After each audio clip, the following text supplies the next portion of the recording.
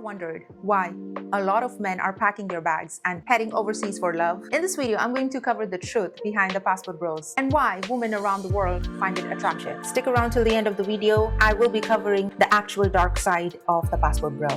The passport bro phenomenon isn't exactly new, but it got an attention in recent days thanks to social media. It is basically about Western men heading abroad to find wives, usually in underdeveloped or developing countries. But this idea of going overseas to find wives has been around for a long period of time. We'll get into that shortly. A little bit about me.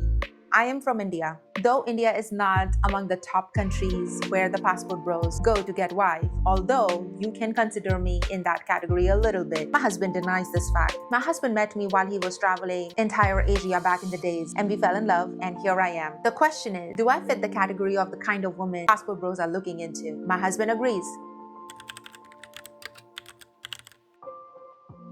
Let's get started with some history. This all started way back after World War II. American soldiers were stationed in Japan, Germany, and Philippines. Over there, a lot of them started relationships with local women, and some even got married, brought their wives back to the States. This was probably one of the first waves of Western men looking wives abroad because the cultures were so different. Fast forward to 1960s and 1970s, and you start seeing something called mail order brides. This is where company popping up catalogs of women, mainly from Southeast Asia, Eastern Europe, and Latin America, who were looking to marry Western men. And over here, the men who pick potential bride would start corresponding via letters. By 80s, this was becoming a bigger trend, especially because it got easier to connect people from outside of their country. Then the internet blew everything wide open in the 90s and 2000s. Now, international marriage agencies were going online and becoming super easy for Western men to chat with women from Russia, Ukraine, Philippines, and Thailand. This led to huge spike on international marriages. Even though the term passport bro wasn't really used back then, the idea was the same. Guys who weren't happy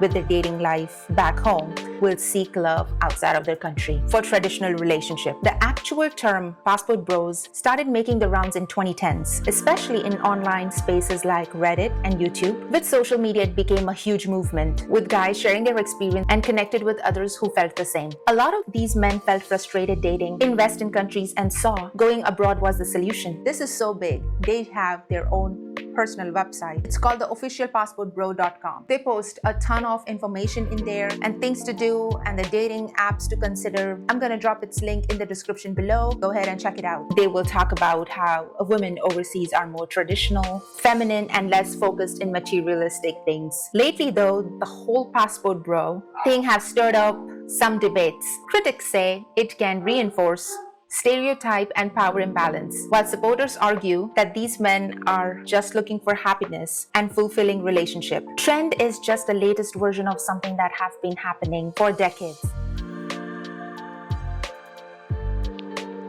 So tell me, if any other women consider financial security as one of the key features of considering a man of value, then what is the problem? Everybody talk about the reasons why these men from Western country are actually seeking out love from traditional women from different countries. But why do these women are choosing passport bro over their local guys? Is it just money? Let's dive into it. When it comes to why traditional women from countries like Philippines and Thailand might prefer foreign guys over the local guys, there are a few key reasons that have nothing to do with money. For instance, in Philippines is known as the #1 country for gay men. It is really hard to find a traditional high-value man. It is not just about availability though. These women often see foreign men more serious and committed in relationship. Committed. We'll get into that shortly. Another reason is different cultural vibes. Foreign men are often seen as more romantic and respectful, which can be a big draw for Filipinos. They're looking for partners who's going to treat them well, and sometimes they feel like they're more likely to find that someone from abroad. And then in Thailand, culture is so strict. There's a lot of pressure when it comes to age and marital status. If a woman is older or divorced, it can be tough for her to find a new partner locally due to, of course, cultural expectations. Foreign men, on the other hand, might not care as much about it, making them a more appealing choice. The next is less social judgments. For many Thai women, especially those who doesn't fit the traditional mold, dating a foreigner can be a way to avoid the social stigma. Foreign guys are often seen as more open-minded, which can be really refreshing. Again, these are just some of the reasons why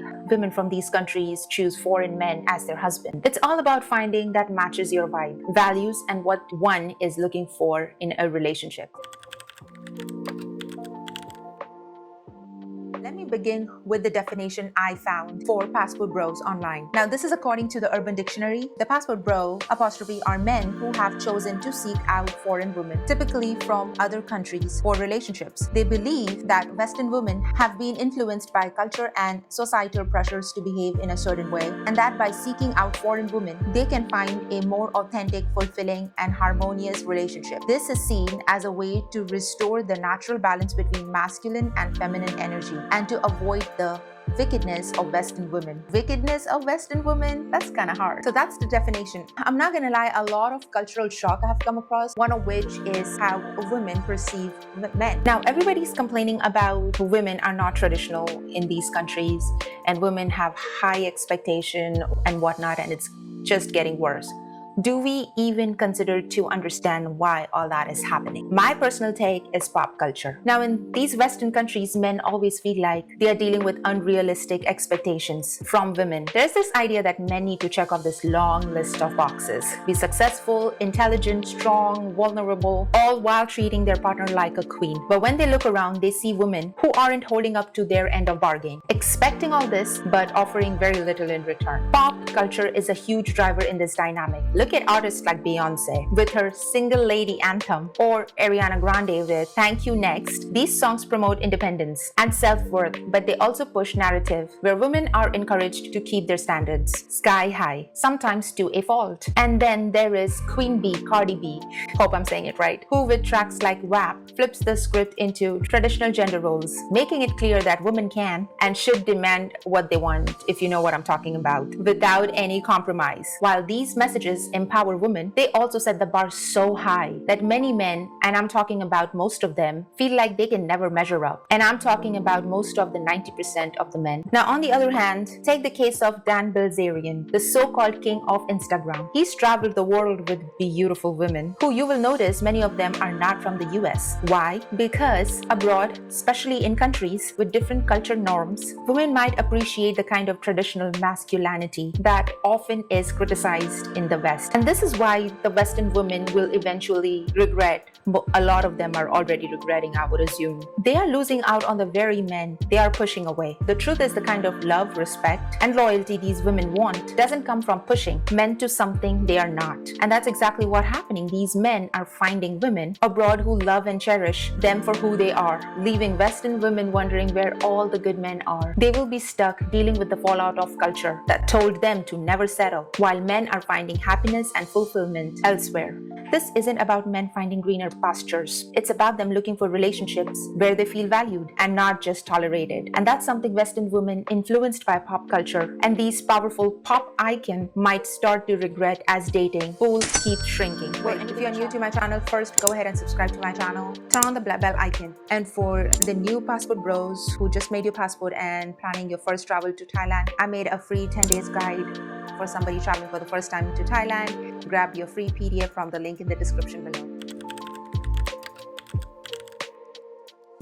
Now let's jump into the dark side of the passport bro. Now here's the lowdown on the modern passport bro. On the outside, it looks like they're just trying to find a traditional relationship, but a lot of them are actually exploiting women from abroad. They go to these countries, have fun, date around, and sometimes even get these women pregnant. But instead of manning up and getting married, they just disappear, leaving these women to deal with everything on their own. Now let's talk about the power balance at play. These guys, of course, usually coming from richer countries and target women from poorer background. For these women, marrying a Western guy seems like a shot at a better life. We all know about the big Ed, the no-neck Ed from 90 Days Fiancé. So these women might overlook the red flag. But for some of these passport bros, it's more about enjoying the perks, sex, affection, someone who's taking care of them without any real commitment. Take for instance, guys who go to places like Philippines or Thailand. They meet women who are genuinely looking for long-term relationship. They even promise marriage. But once the women get pregnant, the guy suddenly bails, head back home, and never looks back. The woman is left alone with no help, no money, and in some cases facing serious stigma, places like Thailand, for being a single mom. Or let's look at the older men who already have family. These guys might leave their wives and kids, head to the countries like Eastern Europe, and start cheating on their partners with local women. They might even have kids and make a parallel family with these women, all while families back home have no idea what's going on in so-called business trip. Once they have their fun, they might just disappear back home, leaving the women abroad picking up pieces, often with no support. Social media makes it worse. Social media, of course, made the whole thing even more easier. These guys can jump on a plane, meet women, and vanish when things get too real, especially in these countries with fewer legal protections for women. It's nearly impossible for them to get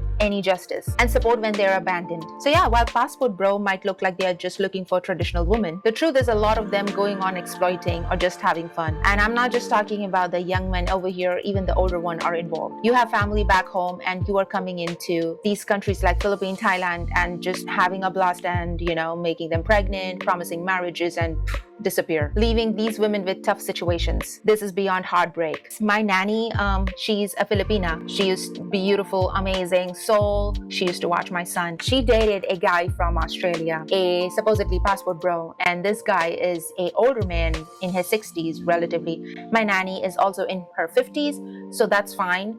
Well, the point I'm trying to make over here is they lived for 5 years, they had a relationship for 5 years, and then he disappeared in the thin air. Nobody heard from him. So yes, that's what I'm talking about. The next one is human trafficking. Many men from these Western countries come to countries like Vietnam or developing countries looking for brides, supposedly. But actually what's happening is they are involved in some kind of thread of human trafficking. Let's take for Vietnam. In Vietnam, currently marrying a foreigner involves several legal restrictions and regulations, including age requirements. The law stipulates that if there is a significant age gap, especially if the foreigner partner is 20 years and above, the marriage must be approved by the Provincial Marriage Consultancy Center. This rule, of course, is in place to prevent exploitations, especially given the rising concern of human trafficking disguised as international marriage. They often deceive these women, not revealing their true intention. These women are often promised better life abroad, only to end up in abusive, non-legally binding relationships where they have no rights or protection. The Vietnam government have been working to combat this issue, but the loopholes still allow many men to take advantage of vulnerable women.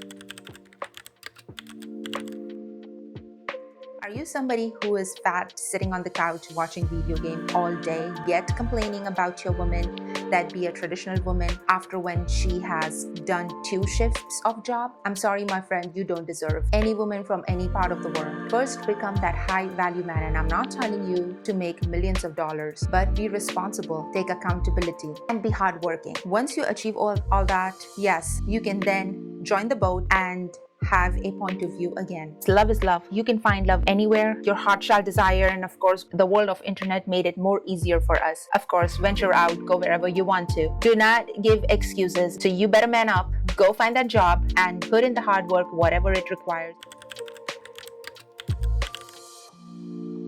What do you eventually want? That's something you gotta ask yourself. I'm a woman myself. I'll tell you, a woman truly wants to be respected, accepted, and given the opportunity to portray your true nature, which is a nurturer. And low-key, that's the key thing a man wants in their wife too. Doesn't matter how much money you make and what degree you hold. At the end of the day, your man is going to marry you, but they want children from you. They want to see that you respect them, you treat them like a king. And let's just say you are liberated, you are financially free woman, you don't need no man, you hate them all. But for how long? And what after that? When you start losing your eggs and the maternity start kicking in, what you gonna do then? That's when you will hurry and try to rush to get a man. And my friend, by then it's going to be too late. Life is bigger than money. Life is bigger than today. What they call liberation is actually insulting themselves. You are a woman. Take pride on that. Why you want to just go around and sleep around with multiple men and you call it, oh, I am free and I am liberated? No, you are insulting yourself. We also need to consider the women's requirement. We don't want to be out there and fighting around the whole world. Yes, it gives us liberation, but for how long? It's not our nature. We do get upset, we do get weak, and that's when we need a strong man to support us, protect us. After this video, don't forget to check out my next video. And if I have any passport bro in my community as well, let me know in the comments below. And that will be it, my friend. Let me know your thoughts in the comments below. Until next time, thank you.